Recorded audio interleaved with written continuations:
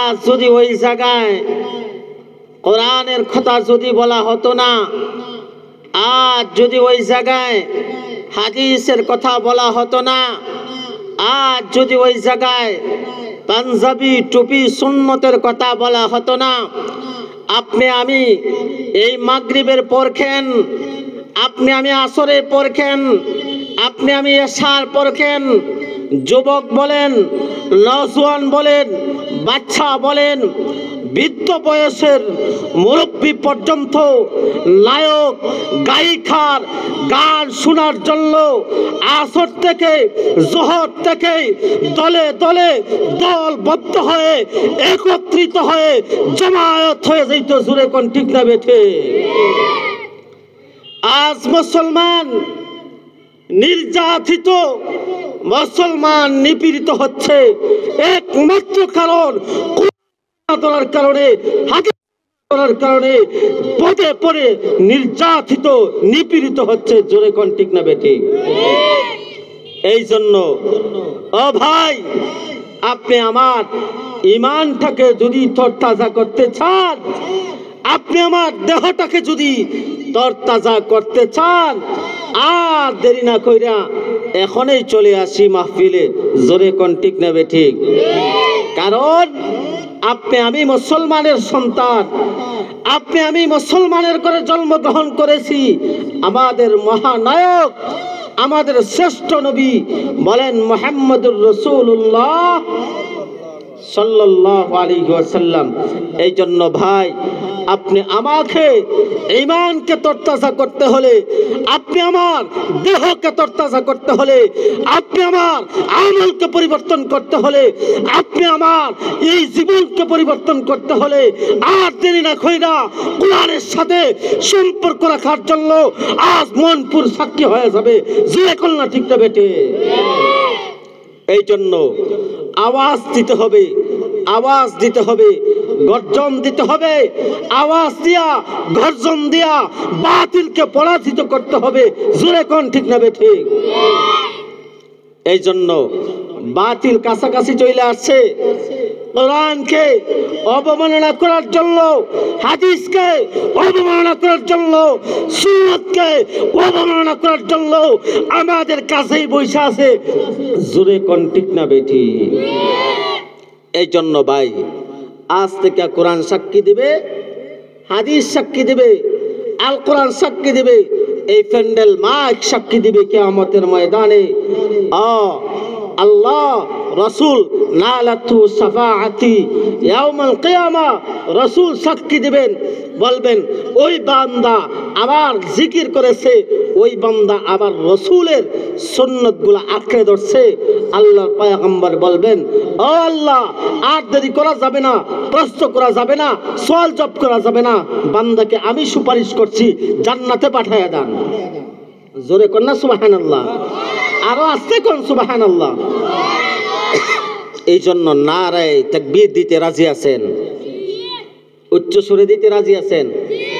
অল্প মানুষ, আমার পীর ও শায়েখ দুনিয়া থেকে চলে গেছেন। দুনিয়া থেকে কিছুদিন আগেই শায়েখ কৌরিয়া রহমাতুল্লাহির খলিফা আল্লামা শায়েখে মাহমুদপুরি সিদ্দিক আহমদ রহমাতুল্লাহি দুনিয়া থেকে চলে গেছেন। হযরত বলতেন, তুরা দিলে উড়া বরে। তুরা দিলে কি বরে? কথা বলেন, তুরা দিলে কি বরে?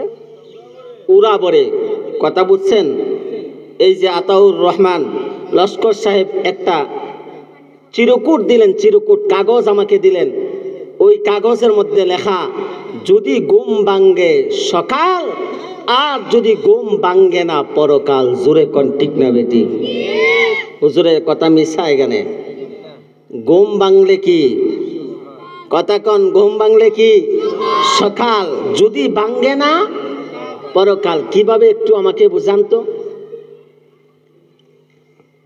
যদি ঘুম ভাঙ্গে সকাল, দেখেন আপনি আমি যদি ঘুমায় যাই, রাত যখন গড়ায় যাই, আপনি আমি নিদ্রায় ঘুমানোর জন্য কম্বলের নিচে, লেপের নিচে আপনি আমি ঘুমানোর জন্য পাগল, মোবাইল টিপতে টিপতে সময় চলে যায়, কিন্তু কোন দিকে 12টা 1টা 4টা হয়ে যায় এই দিকে খেয়াল নাই। জোরে কোন ঠিক না বেঠিক? ফেসবুক, ইউটিউব, ইমো, হোয়াটসঅ্যাপ খুঁজতে খুঁজতে প্রেমিকাকে যে খুঁজে। এ বান্দা, একবার কি চিন্তা করলেন না এই রাত্রে অন্ধকারে তুই ইউটিউবের মধ্যে খুঁজতেছস, প্রেমিকাকে খুঁজতেছস, ইমুর মধ্যে প্রেমিকাকে খুঁজতেছস? একবার যুবক চিন্তা করলে না? একবার যুবক মুরব্বী চিন্তা করলে না? তুই তো প্রেম করার কথা রাত্রে অন্ধকারে। আপনি আমাকে যিনি বানাইলো, আপনি আমাকে যিনি বানাইছে, ওই আল্লাহর সাথে প্রেম করার দরকার ছিল। তুই তো দুনিয়ার প্রেমের জন্য পাগল হয়ে গেছস। এ বান্দা, মুইরা দেখ, মুইরা দেখ, ঘুমায় দেখ, ঘুমায় দেখ, সকাল হবে, মৃত্যু হবে, এরপরে জাহান্নামে চলে যাবে, এরপরে জান্নাতে যাইতে পারবে না। ইউটিউব ছাড়াইয়া প্রেমিকার সাথে আপনি সেভ করতে করতে, মেসেজ করতে করতে চলে যাবে, আল্লাহর সাথে সম্পর্ক হবে না। জোরে কোন ঠিক না বেঠিক? আল্লাহর সাথে, আল্লাহর সাথে যে আল্লাহ বানাইছে ওই আল্লাহর সাথে প্রেম করেন।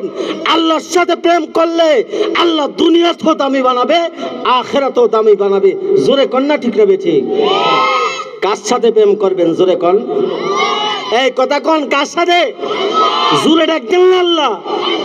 আরে প্রাণ উজাড় করে ডাক দেন আল্লাহ। আল্লাহ আল্লাহ বইলা যদি কোন মানুষ ওই জায়গা থেকে মারা যায়, আল্লাহর পয়গম্বর বলেন ওই ব্যক্তির জান্নাত হবে রাসূলের পার্শ্ববর্তী জান্নাত। জোরে কোন সুবহানাল্লাহ। এই জন্য সর্ব অবস্থায় ডাকবেন কাকে? এই কথা কোন, ডাকবেন কাকে? আরে জোরে ডাক দেন না। আল্লাহ অপেক্ষা করতেছে, ডাক দেন না। আমরা দুনিয়ার চেয়ারম্যান, দুনিয়ার বাদশা, দুনিয়ার অট্টালিকা সম্পদের মালিক হয়ে জন্য সম্পর্ক করার জন্য পাগল। দুনিয়ার কোন মানুষের সাথে, ধনাঢ্য ব্যক্তির সাথে সম্পর্ক করার জন্য পাগল। ও বান্দা, আল্লাহর সাথে প্রেম কইরা, সম্পর্ক কইরা দেখ, আল্লাহ দুনিয়াতেও দামি বানাবে, আখিরাতেও আল্লাহ দামি বানাবে। জোরে কোন সুবহানাল্লাহ। একজন ওলি, বুজুর্গের কথা সংক্ষেপে বলি। একজন ওলি ছিলেন, তার নাম ছিল বিশর হাফি। তার নাম কি? বিশর হাফি। একজন বুজুর্গ ছিলেন। এই বিশর হাফি শুরু লগ্নে, জীবনের শুরু লগ্নে এত পাপ করত, এত পাপ করত, পাপ করতে করতে পাহাড় পরিমাণ গুনাহ করে ফেলাইছে, পাহাড় পরিমাণ অন্যায় করে ফেলাইছে। ওই ব্যক্তি কি কাজ করত? ওই ব্যক্তির কাজটা ছিল শরাব পান করা, মদ খাইতো, জিনার কাজ করত। এমন সমাজে লোক আছে না নাই? এই এলাকার মানুষ কি সবাই ভালো? সবাই ভালো না, কিছু কিছু লোকও আছে এই সমস্ত কাজে জড়িত। জোরে কোন ঠিক না বেঠিক? এই বিশর হাবি মদ পান করার জন্য মদের আড্ডাখানা, যেটা গোল বলে, আড্ডাখানা যাওয়ার জন্য বাড়ি থেকে রওনা হয়ে গেছে। এই যে ভাই চলে আসছে, 5 মিনিটে শেষ করে দিব নাকি ভাই? বিশর হাফি এই বুজুর্গ মদের আড্ডাখানায়, ওই মদের আড্ডাখানায় গড়ে যাওয়ার জন্য বিশর হাফি রওনা কইরা দিছে। সামনে যখন আগাইছে, বিশর হাফি মদ পান করবে, ওই মদের আড্ডাখানায় যাইবে, পাশে দিয়া সামনে আগাইছে, দেখে নিচে রাস্তায় একটা চিরকুট, একটা কাগজ, ওই লেখানি একটা কাগজ। আতাউর রহমান লস্কর সাহেব যেভাবে বললেন, ঘুম বাংলে সকাল, না বাংলে পরকাল, এইভাবে একটা চিরকুটের মধ্যে লেখা বিসমিল্লাহির রহমানির রহিম। জোরে কোন সুবহানাল্লাহ। রাস্তায় যখন এই বিশর হাফির বিসমিল্লাহ লেখা পায়, এই বিশর হাফি ওই বিসমিল্লাহর চিরকুটটা হাতে লইয়া ওই ব্যক্তি চুম্বন খাইতেছে। আওয়াজ দিয়ে কোন সুবহানাল্লাহ। জোরে কোন সুবহানাল্লাহ।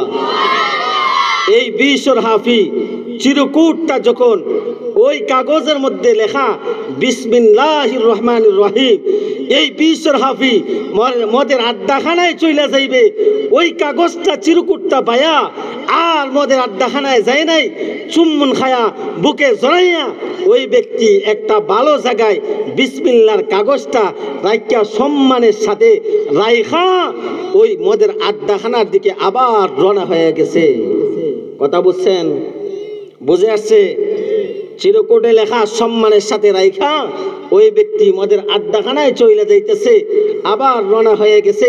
মদের আড্ডাখানায় যখন গেল রে ভাই, ও মুরব্বী বাবা, যুবক ভাই, বোঝানোর জন্য কথাটা বলতেছি, মদের আড্ডাখানায় মদ হায়া মাতাল হইয়া ওই ব্যক্তি পাগলের মতো হইয়া ওই বিশ্বর হাফি মদের আড্ডাখানায় মাতালের মতো পয়রা গেছে। আল্লাহ যদি হেদায়েত দেয়, আল্লাহ যদি হেদায়েত দেয়, যত গুনাহ করুক, যত অন্যায় করুক, যত অপরাধ করুক, আল্লাহ যদি মাফ করতে চায়, অন্যায় অপরাধ থাইকাও আল্লাহ মাফ করতে পারে কিনা? জোরে কোন পারে কিনা?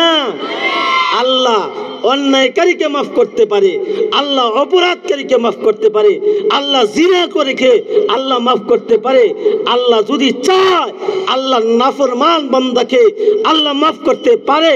আল্লাহ যদি চায়, জাহান্নাম ওয়ালাকে জান্নাতে নিতে পারে। জোরে কোন ঠিক না বেঠি?